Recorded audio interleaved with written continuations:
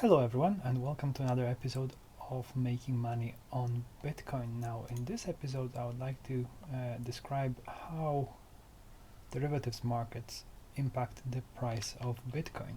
So the spot market is not very large, it's around $4 billion volume a day, while derivatives markets are much larger. Bitmex alone trades more than $3 billion a day these days, and it's not the only one.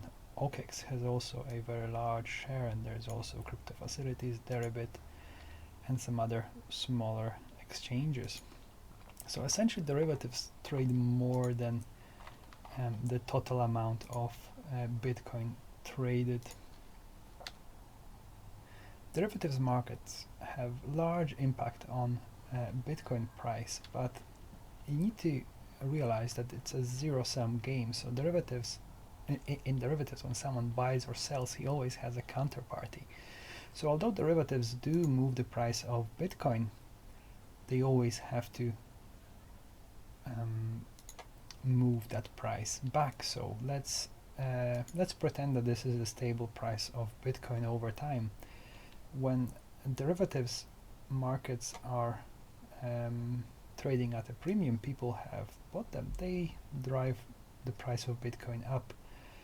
They can drive the price of Bitcoin even more and even more, but then at some point the overbought derivatives markets need to be sold, and they will go back to the steady baseline, and this steady baseline is around 3% yearly premium on a swap or futures markets.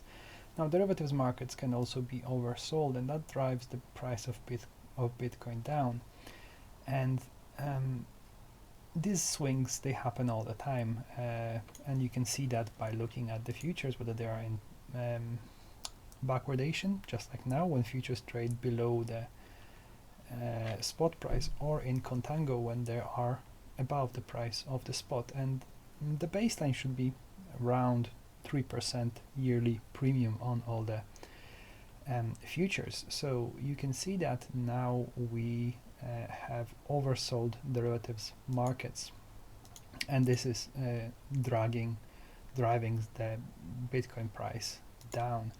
Now these derivatives, they have been sold against some people, and they have to be rebought. Now how does that all influence the price of Bitcoin? Let's draw an example which shows the current situation where the derivatives are actually quite oversold. So when we have the stable price of Bitcoin, and some derivatives are sold, they are probably just sold by some gamblers or people who are hedging. But then when you make the derivatives more and more oversold, then more and more arbitrageurs are interested in arbitraging this discount. So they will be buying your discounted derivatives, and they will be selling the spot, and this is what drives the price of spot down when derivatives are oversold. And this is the same thing that drives the spot price up when derivatives are overbought enough. So let's discuss who trades derivatives. First of all, there are these gamblers, chads. The other group of people are people hedging. So they are, for example, people who do have plenty of Bitcoin, but they don't want to have such a large exposure. They have tons of money, but they don't want to sell this because it would have large tax implication. They live in US, they don't want to move away. They don't want to leave US, so they would rather short on Bitmex rather than go to an exchange, sell it, and pay tax on all of it. And then there is another group of people who are arbitrageurs. Now, majority of people are gamblers, a small amount of hedgers, and probably a small amount of arbitrageurs, but the amount of capital that is in hands of arbitrageurs and in the hands of people who short is much larger. And I love how this Twitter profile describes this as a fight between Chad and Melvin. So Chad is a typical YOLO long, YOLO short 100x gambler with tight stops and liquidations, while the Melvin is a geek or a nerd who always has tons of margin. He takes zero risk trades usually and is never getting wrecked.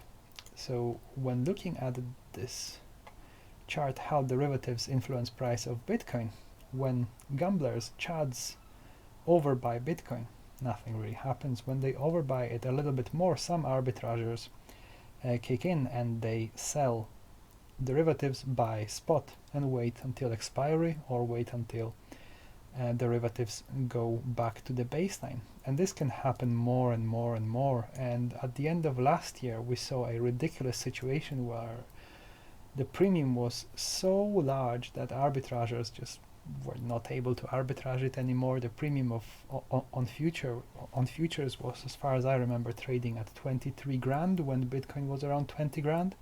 So it's $3,000 of premium on quarterly futures on Bitmex, which is quite ridiculous. So the higher it goes, the more arbitrageurs will risk. But it's not only arbitrageurs. Even some people who hold crypto, when they see such a premium, they are like, okay, my Bitcoin is worth 20 grand. I can sell it for 23 grand on the futures market. I was going to take profit at 22, but you know, I can go to the futures market and short it at 23. Yep, I'll do that. So the more derivatives markets go away from the spot, the more premium or discount there is, the more people are incentivized to take a position in derivatives market. And usually they are taking position against the YOLO chads, the Bitmex chads pictured here. And these chads, they have tight liquidations, tight stops, and they are very easy to leverage, while Melvins, they never get wrecked. So here you have this these fluctuations, these discounts on derivatives, these premiums on derivatives, and the more it goes down, the more so at this point, when there is a large discount, when you are selling, you are hoping for people. When we are trading, we hope to get these massive swings, these chains of liquidations and the leverages. When you are selling here, you are hoping that people who are long get deleveraged. But the truth is that a lot of these people you counter trade, they are Melvins. When you take a position here, when you take a long position, you are hoping that chads get deleveraged. And that was the point I was trying to make. Derivatives are always a zero-sum game. If derivatives are markedly overbought like they were last year, they drive the price up. If people on spot exchanges buy a lot of Bitcoin at this price, then derivatives are sold, the price has changed, and this is what happened last year. We didn't need a fake Mt. Gox bot buying Bitcoin at with fake money. We just had plenty of derivatives buying, which drove the price up, and people were happy to buy spot Bitcoin at that prices. But now we have derivatives driving the prices low quite a lot. And if people on spot exchanges are happy to sell enough Bitcoin, when this line goes back to the baseline, we can have a much lower price, because people on spot were selling these Bitcoins. So derivatives do have an impact, but you need to realize that it's a zero-sum game, and the more backwardation we see, or the more premium, which is the higher contango there is, the more Melvins take position, and the more difficult it is to get them deleveraged. And this is how the landscape looks like now. At the end of last year, this is where the shorts went up to.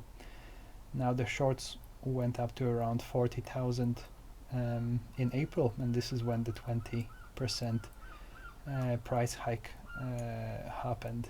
Now we are approaching the same levels. We are almost at the same levels. Plenty of shorts. I think around 39,000 Bitcoin shorts on Bitfinex. Also, a lot of selling pressure on OKEX and Bitmex. So if you are gambling and betting on the price to go down, there is a good chance that a lot of your counterparties are actually, Melvins rather than Chads. And that's all I wanted to say in this video. Thank you very much for watching. Please use referral links in my description. I have links giving 10% fee discount on Bitmex, on Deribit. You can get a tenner on GDAX, which is now called Coinbase Pro.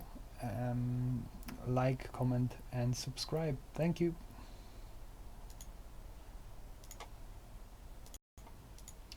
Just a small extra. Arthur Hayes has identified this in his Bitmex research article, and he has concluded on a decent size sample data that when the funding rates are extreme, it's profitable to counter trade it.